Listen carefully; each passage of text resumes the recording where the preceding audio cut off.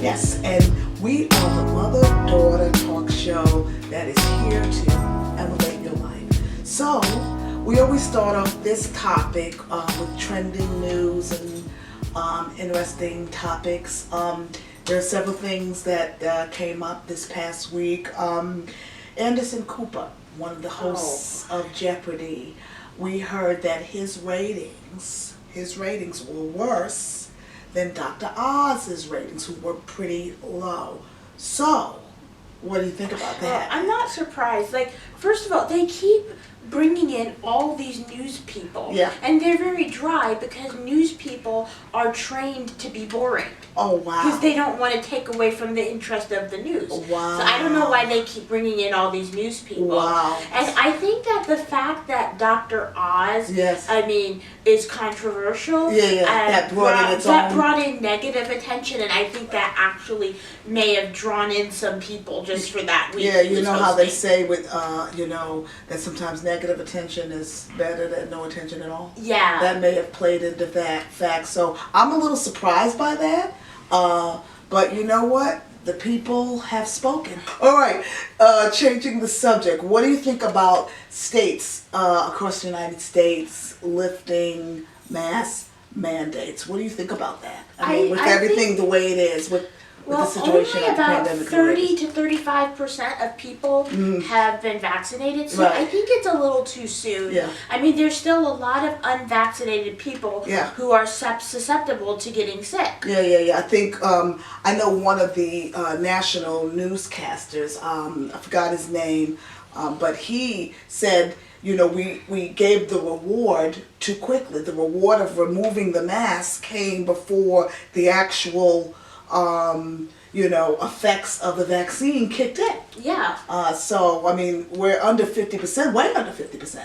So, I don't know. I think that you have, at this point, you have to do what you believe is going to be good and safe for you. Don't you think? Yeah. So, for me, that means wearing my mask, okay? So, if you see me with a mask on, okay, no judgment. Yeah, and some people have been shaming people for wearing masks. Yeah, and the thing about it is the guidelines are a minimum.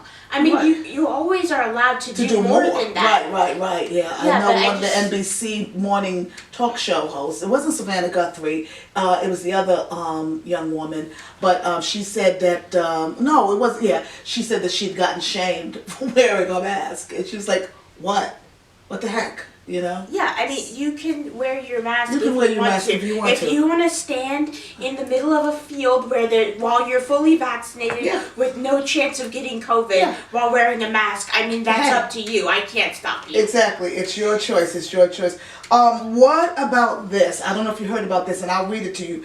Bill Gates has transferred another $850 million in shares to Melinda Gates, taking the total transfer since their divorce to nearly $4 billion. I mean, yeah.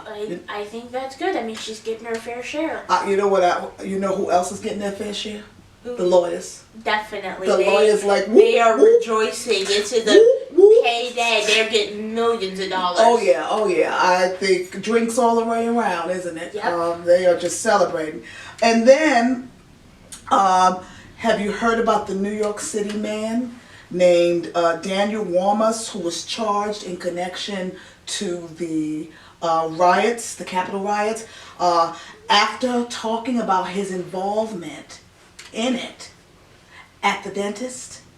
He was at the dentist. He showed a video of himself at the riots, and another patient overheard the conversation and saw a little bit of the video and turned him in.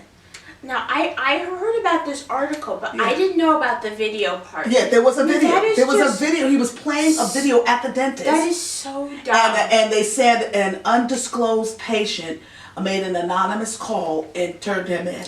That is just so dumb. Like, how could you possibly be that stupid? I mean, it's like, I don't know, going to rob a bank and then posting the picture with you sitting on a pile of cash. Yeah, but people have done that too. So they're not smart. Yeah, I mean, there's definitely a shortage of brain cells. That are not smart. Yeah, I read that and that made my day. I was like, I don't know, maybe he thought she was under anesthesia. and couldn't hear it. But She why- wasn't that under. She wasn't that under. I don't know if it was a she. I have no idea if it was a she. They said it was undisclosed. I would prefer to think it was a she, because I know if I heard that, I'd be like, oh, I'm calling FBI. All right, so there you have it. Anyway, we are going to take our first break, but don't go away. We'll be right back.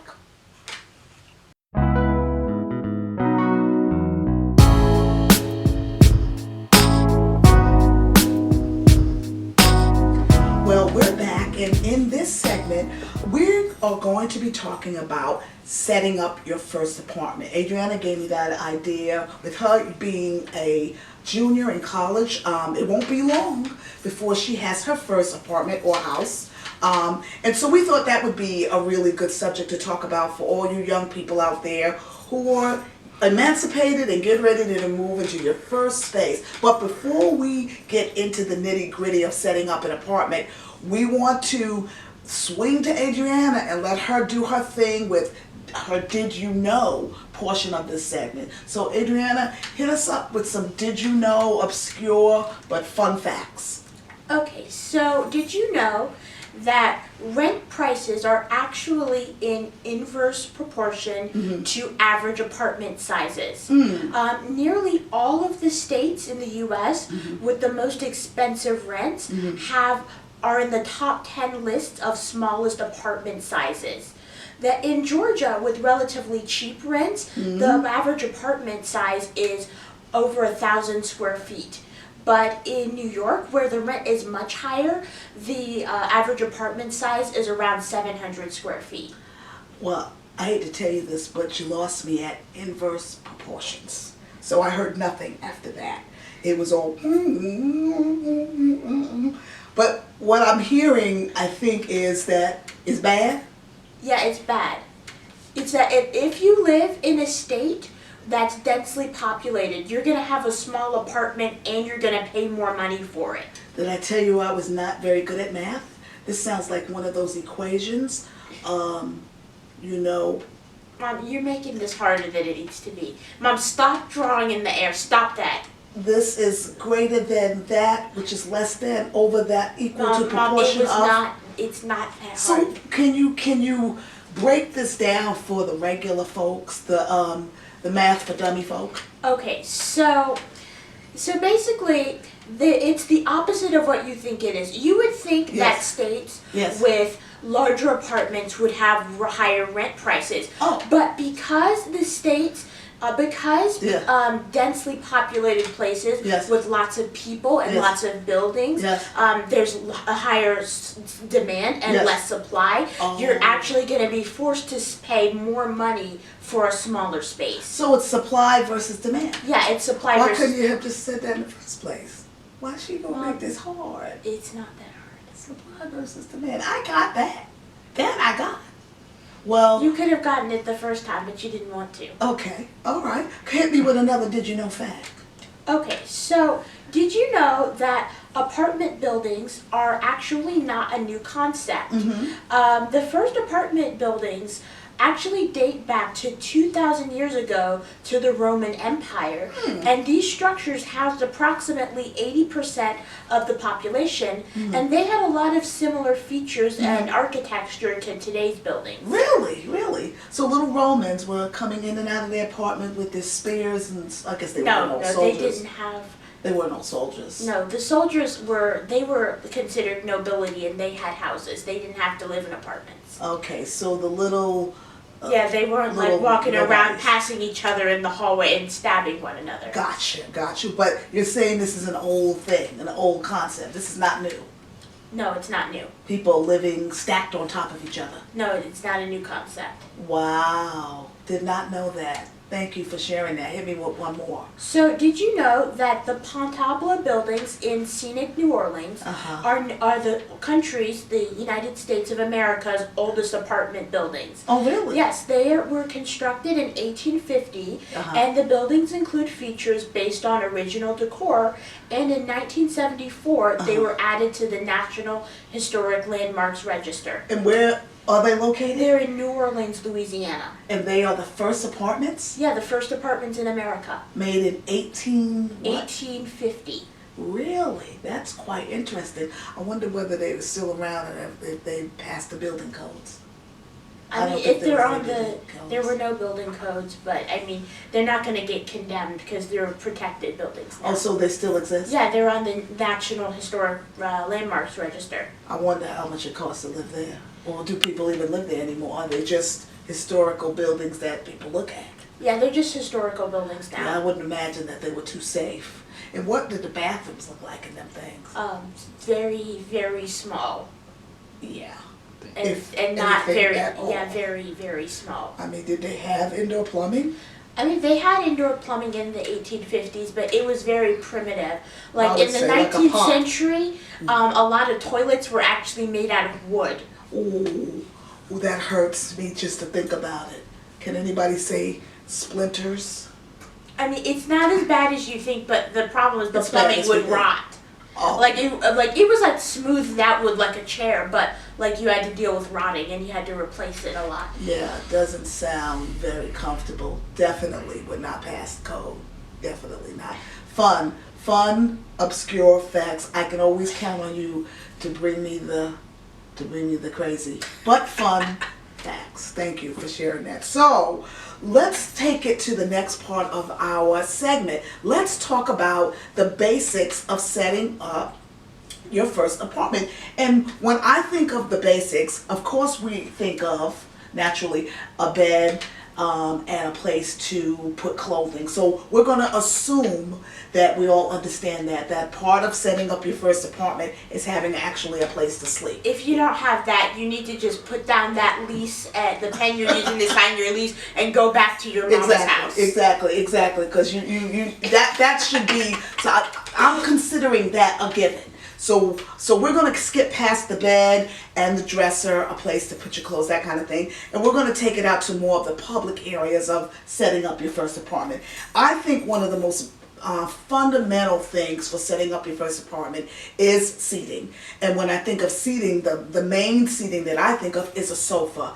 And so finding a good sofa is part of, I would say, one of the basic things of setting up your first apartment. Now, understand that, all sofas are not equal, and you can spend as little or as much. We are focusing on the little, since a lot of times young people setting up their first apartment don't have a whole lot of money. And so we're going to talk a little bit about where to get inexpensive furniture in a minute. But before I go there, I think it's very important to consider the size of a sofa. And they're not all the same. And so you need to look at and pay attention to the space you're moving into, the layout of it, and get a sofa accordingly. And so, because there's very different sizes, profiles. You could get a sofa with a low back. We've had lots of sofas in our time. Some with lower backs, a lower profile, some with a higher profile, some that kind of sink in, some that kind of are stiff. You have to just decide what's the most comfortable for you, and go accordingly. So definitely a sofa would be the number one thing to think about when you are moving into your first space. Another basic fundamental thing I think would be a coffee table. And coffee tables are as well, they're not all created equal. I would suggest, as for space saving abilities, to get something that can serve more than one person. Basically, that can do a dual job, do a double duty. We actually, in our home, because we have a smaller home, it's not our first space. I mean, it's not the first place I've ever moved into, but we have a home that's about 1,700 square feet. So we're always looking for things that can do double duty. Our coffee table is actually an old trunk that was refurbished, and so not only can we sit things on top of the space, but we can fit things and store things inside, which we do all the time, right? Yeah. Right, so you want to think about getting pieces of furniture that can do more than one thing. So that would be another basic thing to have in your space. Then the other just as important thing would be a dining table and dining chairs. And this doesn't have to be expensive. None of this stuff has to be expensive.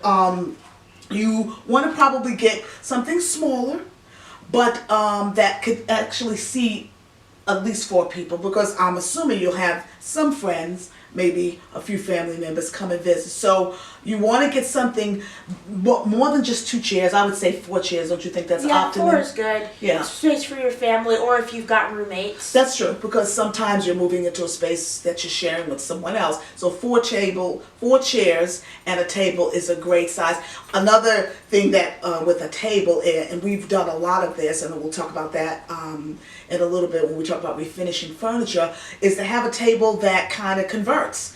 A drop leaf table is a great way to save space. But if you need more space, you can put up the leaves, and then you have a bigger table. So those are some of the things that you want to consider.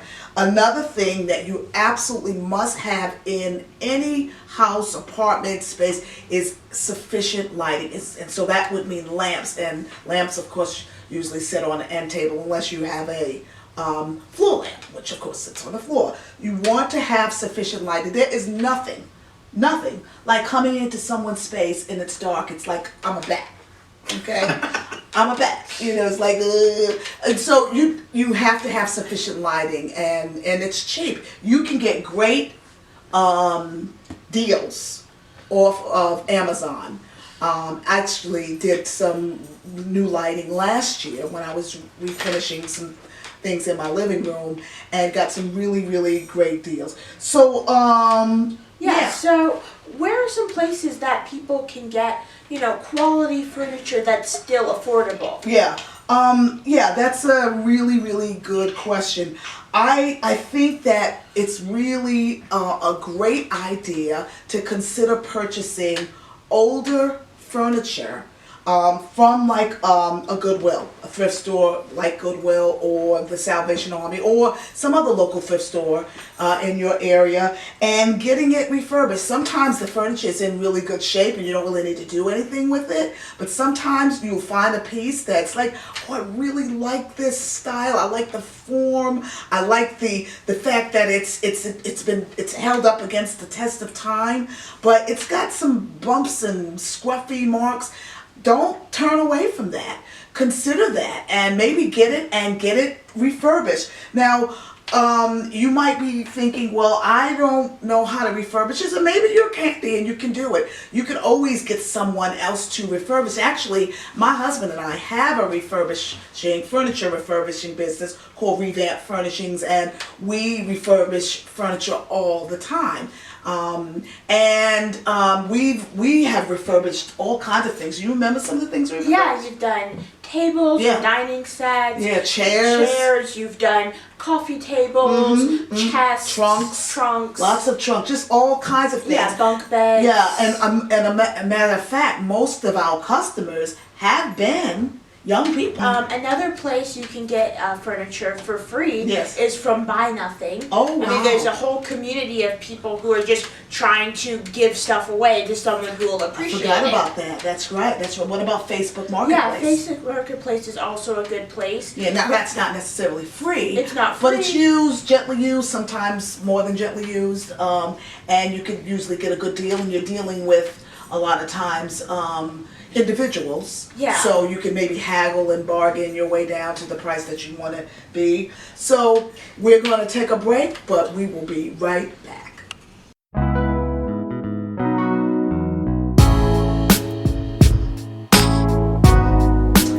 Welcome back, and this time we're going to do something called the Old Tech, New Tech Challenge. Tech meaning technology. We decided to add a little bit of this to the program because it's just fun. It's just fun. Adriana, I decided to challenge her to see whether she could actually use some of the technology that I used to use back in the day, and she is challenging me to see whether I could use some of the technology that she uses now. So that's why we call it the Old Tech, New Tech Challenge. All right, now it's your turn to see if you can navigate some old school technology. Okay, This is what we call a typewriter. This is what I used to use in those early days. In the 1900s, the previous century. Shut the camera down while I don't like violence, but sometimes it's necessary. So I guess I gotta turn it on. Yeah, so you've got to navigate this, and this is going to be your paragraph to type right there. Okay, And okay. you're going to need all the prayer you can get. Father, when I'm weak, your power leads the way. So that's your challenge. Okay, so I gotta slip this in there. She's wrong already. Oh, no. Don't tell It's her. in this slot. Okay, here we go. Wait, okay, so... You sort of need some help there. Okay, so I got this in there. Okay. There's a little bit of something you just missed. You have the paper in, but it needs a slight adjustment. It has something there that helps it to stay in. It's this thing. No, that's not it. Well, Oh, you go back to what you at least Okay, did. At so- least you had that part. okay, right. so I got this. Yeah. This in there. Yeah, it's in there. Okay, so then... And there's a little metal piece that kind of helps. Okay, there we go. Okay, Yeah. so... Then there you go. Here we go. Okay, this is not... I think they know so much. Okay. They think they know so much. Okay, so... You might be good on the Instapot, but you... Okay, so, Yeah, okay. You might want to just stop. okay, so... So, Okay, so it's typing something. I see an F. yeah, but you got to type it with real margins. Okay, so, What are you doing? What are you starting with new paper for? That's not going to help you. it's crumpled. Okay, so... Oh, boy. Yeah, I guess you might be able to teach an old dog new tricks, but I don't know if you can teach a new dog old ones. Well, that was well said now. If you could just get something on the paper. Okay, Okay, you got the paper in. Okay, God, how much papering can you do? And why are you starting in the middle of a sentence? Would you type that ordinarily? No, it's... Ah! There we go. Okay.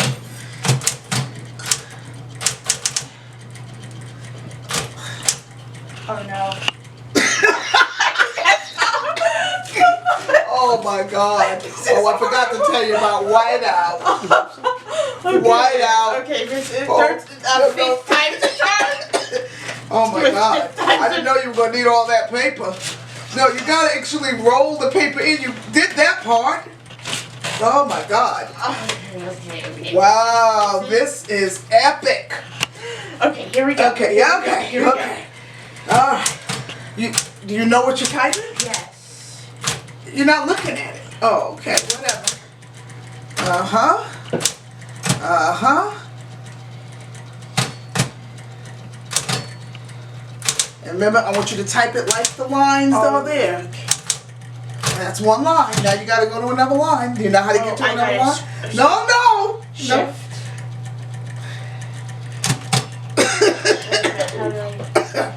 You got to go to the next line. I'll I'll give you a hint. It's metal. metal. Oh, what is this where this comes in? Okay, It's metal. It's metal. It's metal. It's No, metal. it's not going to This is metal. This is metal. Why don't you try it? You're not trying anything. Okay. Not doing anything. Yeah, that did do something. Oh. Okay. It does switch. So now I gotta put it back there. Okay. And yeah, you have yeah. And there's a. I ain't gonna tell. Okay. Oh my God. Boy. This is much harder when you do it. Wow. Okay. You should be able to move it over, or there might be a. Oh my God. There might have been a power space on the. I've never seen such margins. This looks like art. Okay, okay. Oh, wait a minute. Yeah. Are you pushing it all the way over? There you go. Oh my goodness, there's horrible margins. See, I've never seen quite anything. You would have definitely failed typing class. Oh no. What line? Oh no, this is, I said OC and I. Just keep going. Assurance. What line? Oh, yeah. Okay. Yeah. And, oh my goodness. I've never seen such a thing. And your last line, what comfort every day. Lord knows. Oh, okay, that was all caps. I caps locked it. Okay, so. Is it done? Here it is. I've never seen anything this poorly written. My God. What? Yeah. I win. Yay! Well, I guess you can't teach a new dog old tricks. Wow, that was awful. We'll be right back, so don't go away.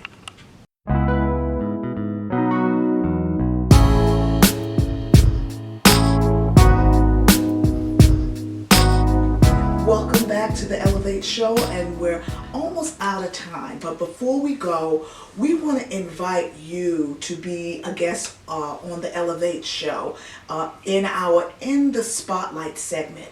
And here's how you can do that. Tell us your stories. We want to know about something that you have done to elevate your life. It could be that you beat cancer. It could be that you lost the weight that you've been wanting to lose. It could be that you started a new business and that you're excited about. It could even be that you have overcome some other kind of challenging circumstance. We really want to know. It could also be you sharing someone else's story who might be going through a really, really difficult time, and you want to help them elevate their lives by bringing attention to their problem so that the general public, the community at large, can help them in some kind of way. We want to know that story. So to share your stories, go to our Elevate channel, YouTube channel page and subscribe. Then email your stories and pictures to elevateytchannel@gmail.com. Yes. Also, before we go, I want to tell you about an online cooking class that Adriana will be doing this summer. Adriana is the host of another YouTube channel called Cooking at the Coffins. Adriana, can you tell them a little bit about your online cooking class? So this June 7th through the 28th, I will be teaching an online cooking class for kids ages 7 through 13. The classes are $40 per device for the 4-week series. And each week your child will get step-by-step instruction on how to make 2 recipes, dinner and dessert. And they will also get to learn about food and kitchen safety. Go to the link below and click on it to see the event page and to sign up. Very good, very good. Well, before we go, we want to thank you for watching the Elevate Show. We are encouraged by the feedback we're getting and by the viewers that are tuning in. Please remember to share with your friends and to subscribe to the show if you haven't already done so. And tell them when the show is on, Adriana. So we upload to YouTube every Sunday at 6 o'clock. But if you live in DeKalb County, Georgia, you can also see us on the DeKalb County's Public Access Channel 25 on Sundays at 7 o'clock. So, with that being said, have a great week and we'll see you next time.